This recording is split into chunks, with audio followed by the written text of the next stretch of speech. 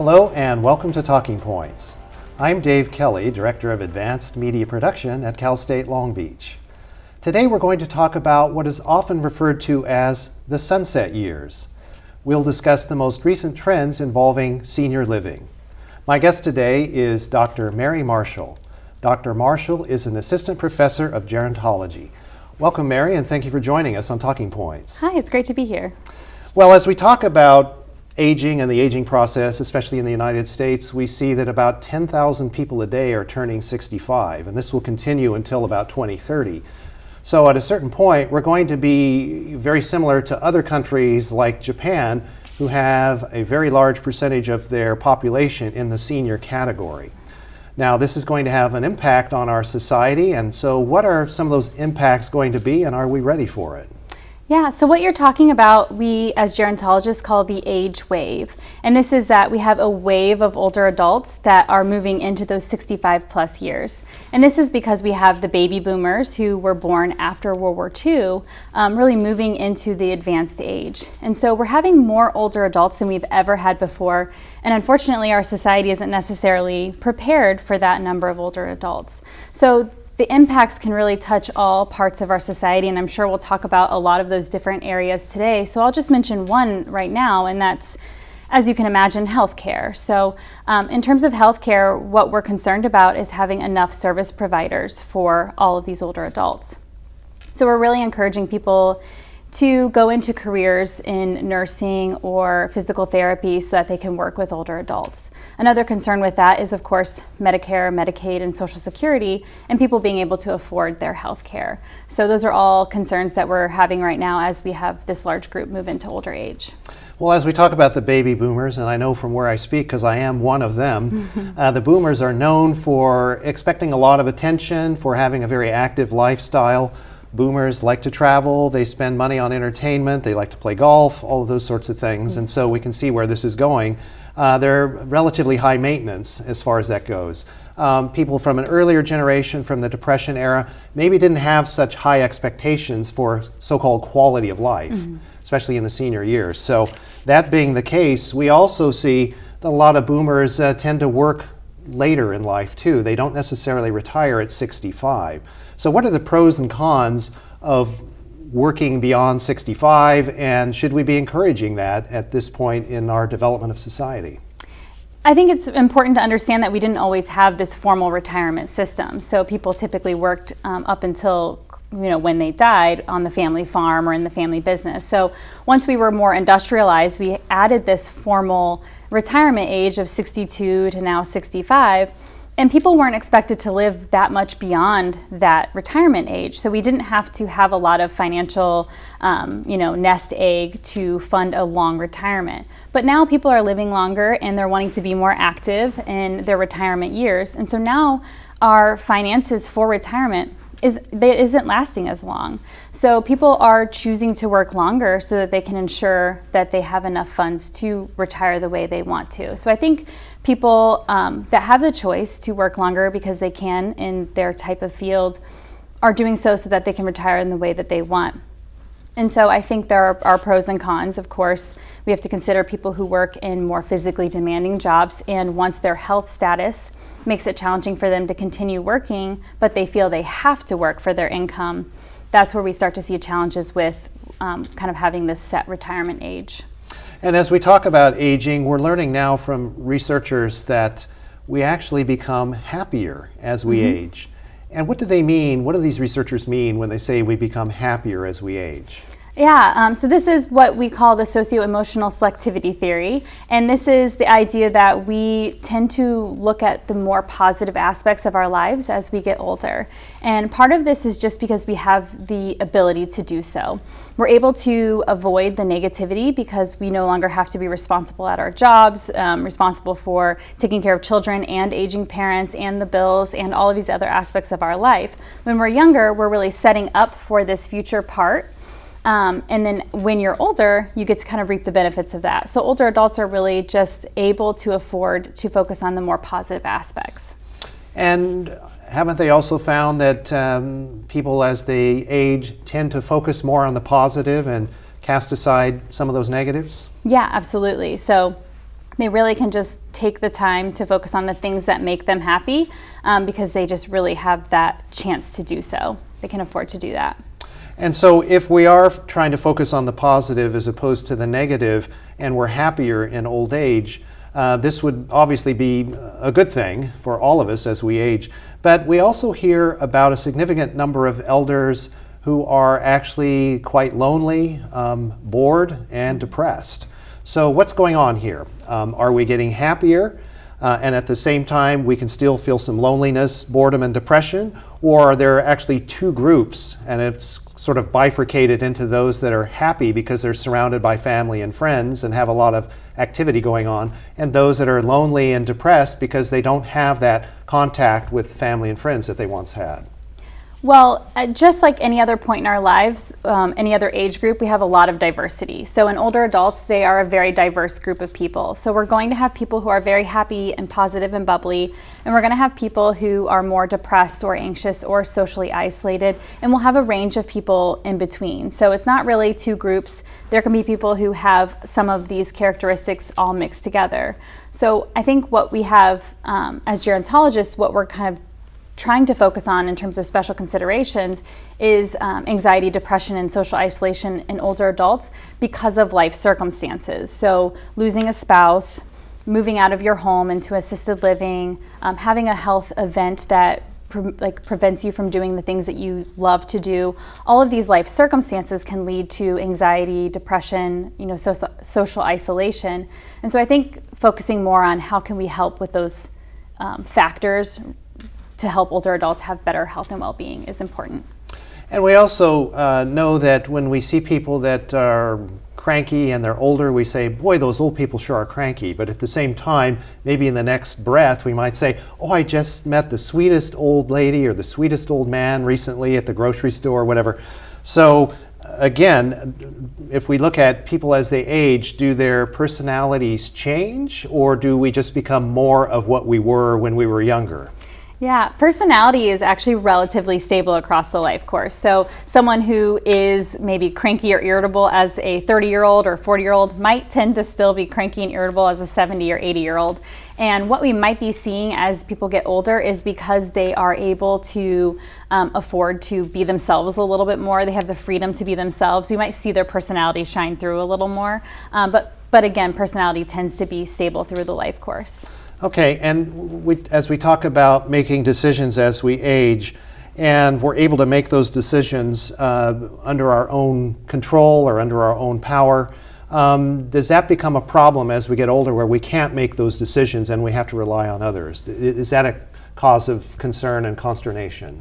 Yeah, there's a book called Being Mortal, and one of the chapters is actually called Dependence. And it's this idea that as we get older, one of the largest things that cause stress and unhappiness is this loss of independence and being kind of a burden on your family or your friends. And so I think older adults really struggle with losing some of that independence and feeling dependent on others and losing that control. I think that's one of the hardest parts.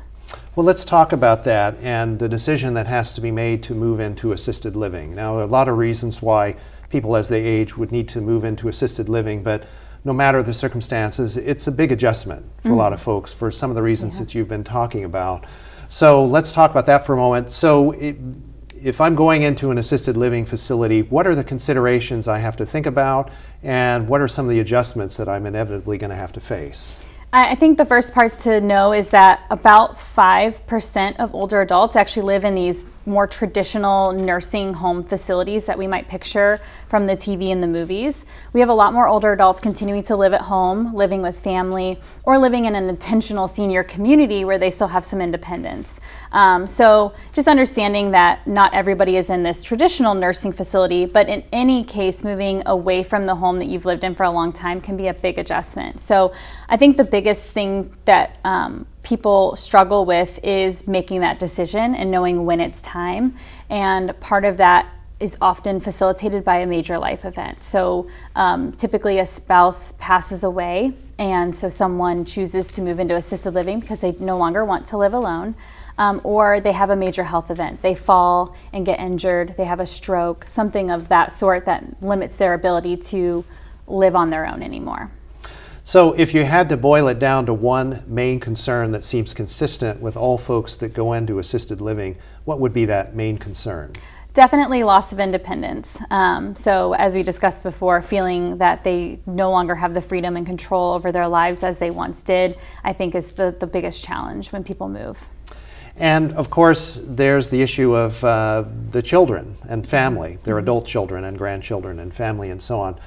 When people enter assisted living, what typically happens? Do they feel like they're losing some of that contact that they had before? I'm actually currently doing a research study where we're interviewing people in facilities, and they actually report that their relationships stay the same or even get better with their family members. I think it's because family recognize that this is a big transition for them. I think the biggest struggle is they do not have the ability to drive to see family as often. A lot of them give up their car in this transition, and so they may not physically see their family as often as they did before, and of course not be integrated into the community as much as they were before. So I think that's where the social isolation comes up the most for them, is that loss of freedom to get out into the community as easily. Well, let's talk about that for a moment, the mobility aspect of moving into a facility and then losing your car keys or the ability to drive. What kinds of challenges does that pose? Yeah.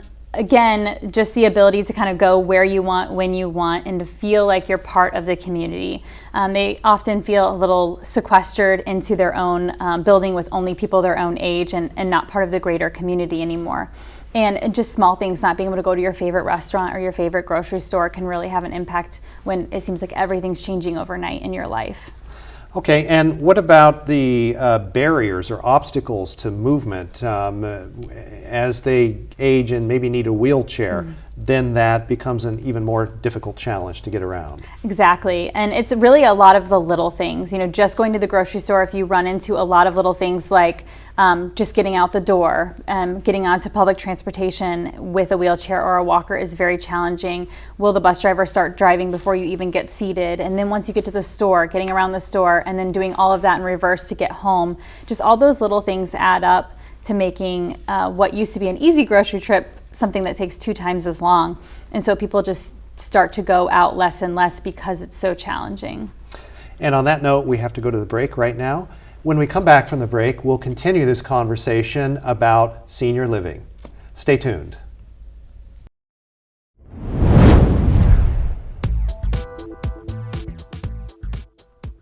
Make a difference in someone's life.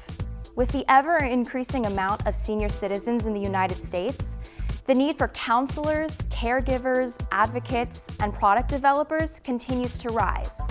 Be there for someone and see how rewarding it can be. You can become part of this exciting field with a degree from Cal State Long Beach.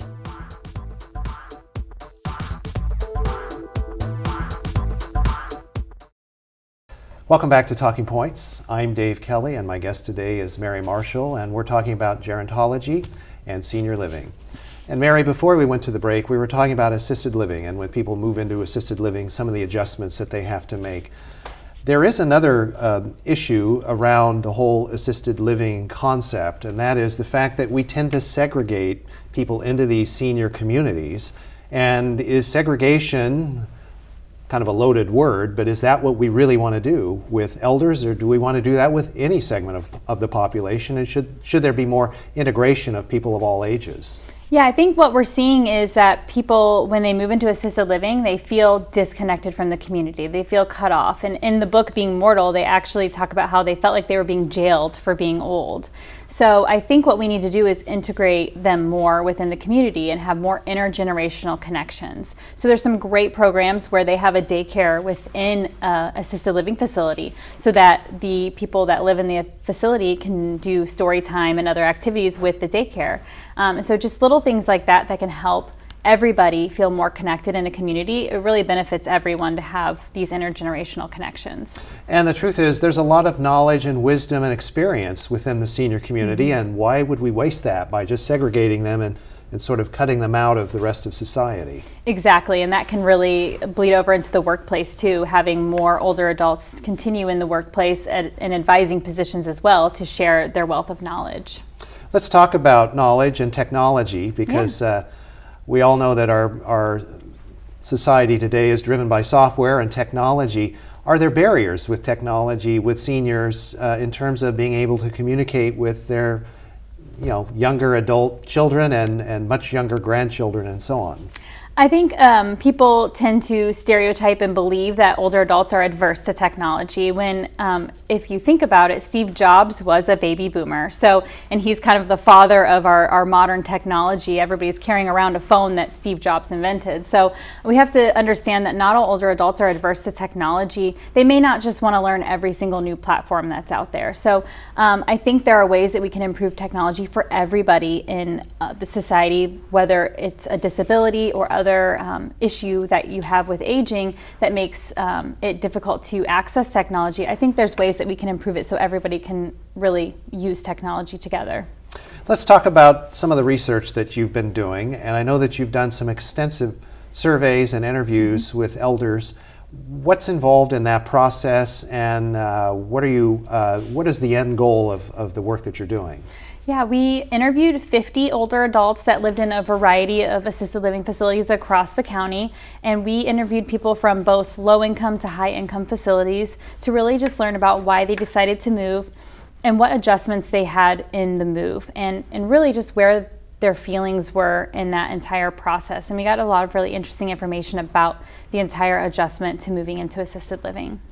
What was the most common concern that you found in those interviews? People really talked a lot about not wanting to be a burden on their family and feeling like this was the choice they had to make in order to not be a burden on their family. And they mourned the loss of their independence and their past life, but they knew that this was the best decision, but they still just had a hard time with the adjustment because of all of those factors. So I think just losing their independence and their freedom, but knowing that they didn't want to be a burden. And what about relationships with children and grandchildren and so forth? For the most part, were they okay with where they were in those relationships, or were there some regrets there? Yeah, most people reported that they felt they had really good relationships with family, as that they continued to have these great relationships, and they were able to communicate via phone, via the computer. They would visit occasionally.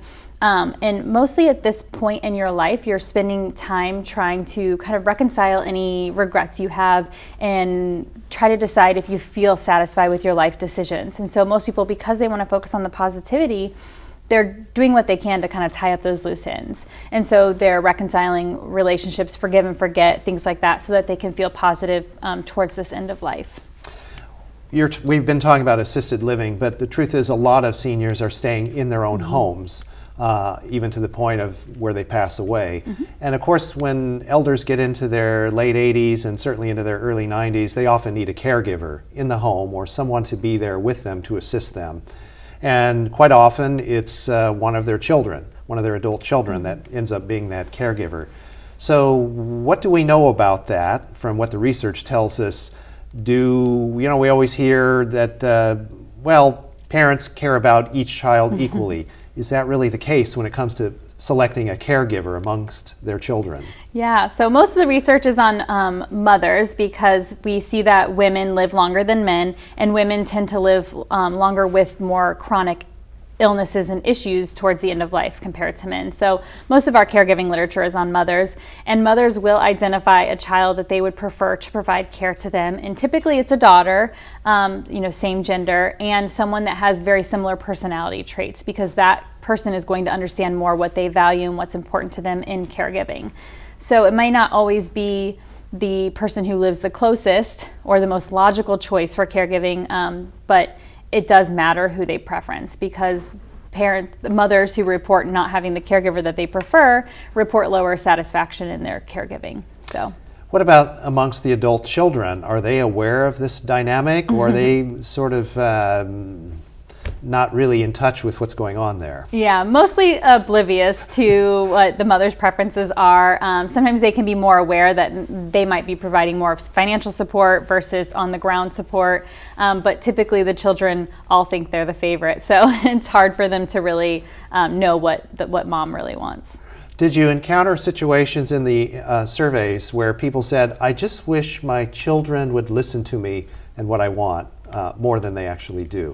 Actually not. This kind of goes along with them not wanting to be a burden to their children. Many felt very appreciative to the support that their children provide, and how much, even if their children only visited once a month or called once a week, they felt like any more than that would be a burden on them in their busy lives. So most parents just really felt like they didn't want to be asking too much of their children. So, I mean, they all mostly reported feeling that their children did a lot for them. Let's talk about when a senior becomes incapacitated. We know that we've been emphasizing the creation of what are called advanced directives, notifications so that it's clear if someone is going to be hooked up to tubes and kept alive on machines. You know, we want people to clarify whether they want that to be the case or whether they do not want to be hooked up to machines and so on. So are we making progress in that effort, or what are you finding about the advanced directives? Yeah, about 1/3 of all adults have an advanced directive, so not a lot. We do see, as you get closer to 65, 70, 80 years old, we start to see 50% of older adults having advanced directives. So we're, about half of people have their wishes written down. The problem is they don't tell their family, they don't give them a copy, they don't submit a copy to their doctor. So when the time comes, it's difficult to find this information. So I think creating the information, but then also sharing it is really important. And I will put out a really great resource. It's called 5 Wishes. And it's a way that you can really get your advanced directive down with very minimal legal information. It's easy, it's in understandable language, and anybody can do it. So that's one I recommend. What about religious faith? As people age, do they become more religious? Do they get involved in their faith? Do they pick up where they left off? What are we finding with people as they age and religion? So what we see is that people, it's relatively stable. So people that are religious early in life tend to remain religious as they get older. But what tends to happen is people have more time to engage in religion. So they're able to attend services more, or classes, read scripture, and they also want to leave a legacy with their family. So they might be talking about religion more with younger family members. So it might appear that they're becoming more religious, but really it's just that they have more time to engage in that. And when you interviewed people, what were some of the concerns that surprised you when you conducted these interviews? So in my interviews, the biggest thing that I've taken away so far, and my students and I are still digging through the data, is that people in these very low income facilities compared to people in these really high income facilities, like paying 5 times as much for their rent, said a lot of the same things. So you couldn't tell the interviews apart from one another. And so it really shows that it doesn't necessarily matter how much money you have. If you're in a decent facility, you still have the same concerns about losing your independence and grieving that past life, and really just adjusting to this change no matter how much money you spend. So the adjustment to change has nothing to do with economic status, as it turns out. Yeah, it's really just this big transition in our lives. All right, well, let's talk about society and the preparations that we're making for this wave of seniors. If we're having this conversation 15 years from now, what kinds of changes or adjustments in society would you like to see happen? As I mentioned before, I'd really love to see more intergenerational connections between older adults and the rest of the community. So figuring out a way that we can assimilate our assisted living facilities, nursing facilities into communities with everyone else. I think that's a big part of making our community as a whole function better, and continuing to make older adults productive member of society and not sequestering them away. And also reducing this idea of ageism, that older adults maybe feel that they cannot work as long as they want to work, they cannot be involved in technology if they want to be, they cannot invent new things, go back to school if they want, get married at 65 if they want. So just really reducing the limitations we put on people based on age. So we need to increase the intergenerational contact, and we also need to change our attitudes about what seniors are capable of. Exactly, yeah. I'm going to ask you to speculate. How likely are we going to get there in 15 years? I think that we are making great strides as we see, especially with, social media and other media showing so many older adults achieving things, bodybuilding or skiing or inventing things, or like I said, going back to school later years. I think it's getting easier and easier for people to accept that no matter your age, you can achieve a lot of different things. And so I think in 15 years we'll see great strides in that. I think what we'll have issues with is, housing is a little bit more difficult. That's going to take more time to build new types of housing that are more integrated into the community. Things like that might take a little bit longer. Are you satisfied with the conversations that are going on today about these topics? Yeah, I think that people are really starting to consider how important they are. I think people my age are seeing that we are aging too, and we will eventually be in that place. And so we want to build a society that's going to work for all of us. And I think even at the governmental level, we're starting to see more and more people in positions of power having conversations about aging and funding aging initiatives to increase funding for important things like Alzheimer's research and things like that, especially like here in California. On that note, I think we're going to have to bring the program to a conclusion, but I really want to thank you for being here today. Yes, thank you. And thank you for joining us on this edition of Talking Points. Be sure to join us again soon for the next episode. Until then, I'm Dave Kelly. Have a nice day.